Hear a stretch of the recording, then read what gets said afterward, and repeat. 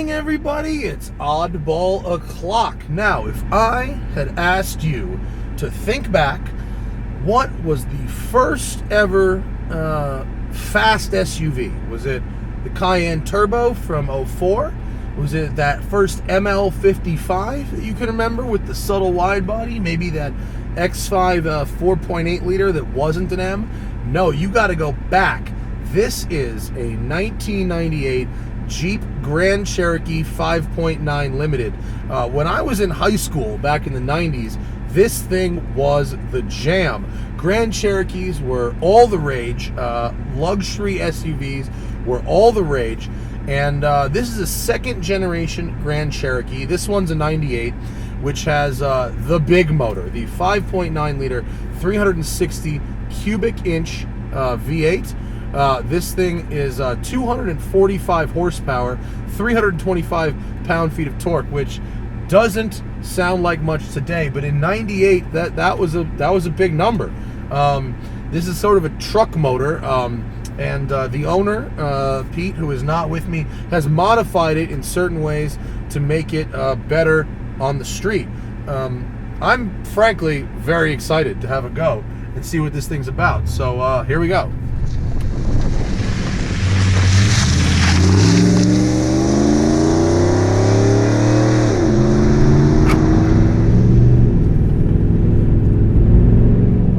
So, if you had asked me even back then if a 180,000 mile Grand Cherokee would even appear to be in half decent condition, I would have said no way, those things are going to fall apart.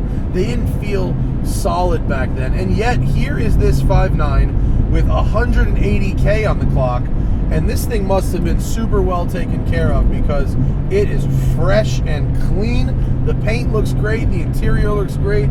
Really no squeaks or rattles. This one has had some mods done to it. The owner uses it both for some off-road and on-road use, and although he's not with us right now, he likes to go quick. So he's got a bunch of performance bolt-on mods, different intake manifold that shifts the power band higher. Let's see, foot to the floor. He's got throttle body, headers, exhaust, ECU tune, all your basic bolt-on mods that, frankly, I didn't even know you could get for this car. He's got different shocks and sway bars and trailing arms. He's upgraded the wheels from 16 to 18 inches, brake pads and fluid. I mean, he's really put a lot of stuff into this Grand Cherokee. Why? I don't know, but he has, and so who am I to not drive it?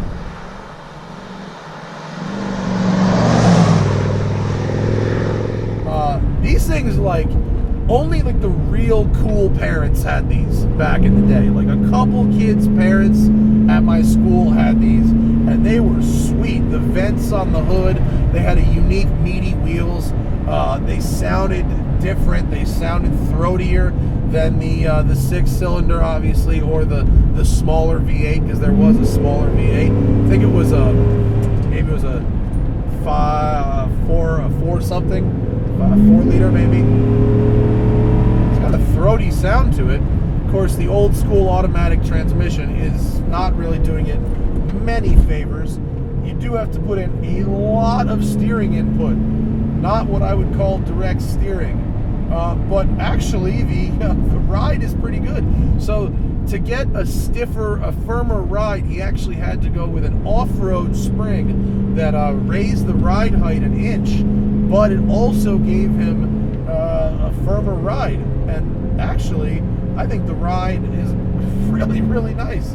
The brake pedal feels nice and tight. As I mentioned, the gentleman did add some upgraded brake pads and fluid, although there's pretty much nothing you can do about the size of the hardware on this. Or maybe there is, but I doubt it's worth it.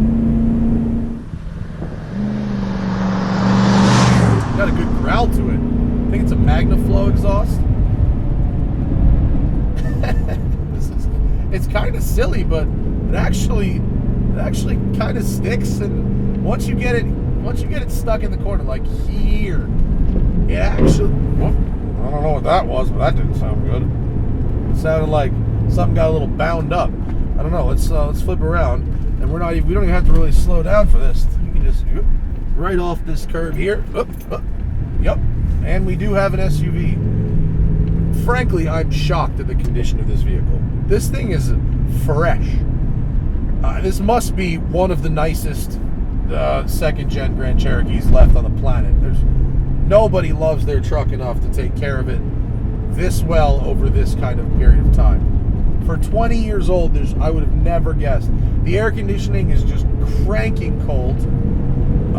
The gauges look like, something about these gauges, they look brand new. There's like no fade or anything like that. It's very impressive.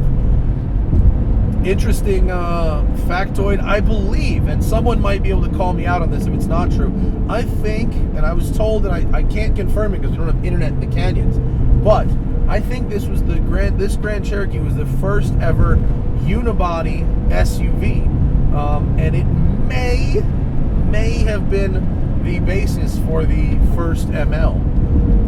I'm not sure if they shared that much, but someone just told me that, and I'm tempted to parrot it, even though I can't confirm with lack of internet up here. I'm sure you guys will tell me once this video comes up if I'm right about that or not.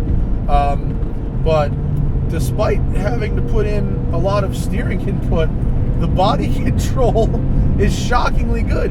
And it's so for a solid axle vehicle, I'm pretty blown away with the handling of this thing. Silly oddball. I feel like I'm sitting up on top of these overstuffed Barca lounger chairs. There's nothing resembling well, there is a lumbar. There's nothing resembling bolstering. But come on, you know it's got a nice power plant too. This motor, properly modified, could be of a good use to somebody. Although, truth be told, the Hemi series of engines really kicked the Magnum series of engines to the curb pretty quick. The Magnum engines like this were kind of Chrysler's staple V8 series for the 90s, really. And then once someone was like, hey, we should start calling them Hemis again. Boom! Go, go, go! 5,200 RPM redline. That's how you know you've got a truck motor. But wow, look at it go! He wasn't kidding. I have never actually driven one of these stock, but he said the new intake manifold really helps get that power going all the way to redline, because before it would kind of die at around $4,000. And he's right. It does, in fact, pull all the way to the red line. I don't know if there's a consumer advice takeaway for this video. I'm not going to go out there and advise you guys to go buy Grand Cherokee 5.9s. That would be weird. I will say that if you happen to find one that's very nice, this is not bad. It's got some good features. Heated seats. I mean, what else we got here? Power rear wiper, air conditioning. This is kind of digital display that does a thing. He's installed a USB port, 4x4, you know, proper old school 4x4. So the Grand Cherokee 5.9, it could be an interesting vehicle for an off-road project. This one handles pretty good. I'm shocked. That was cool. I didn't expect it to be good at all. And lo and behold, that drove pretty nice. For a 20-year-old Grand Cherokee with 180K on it, I am very surprised. So thank you to Pete, who didn't want to be on camera, but I get it. And thanks to you guys, and I'll see you tomorrow. Bye.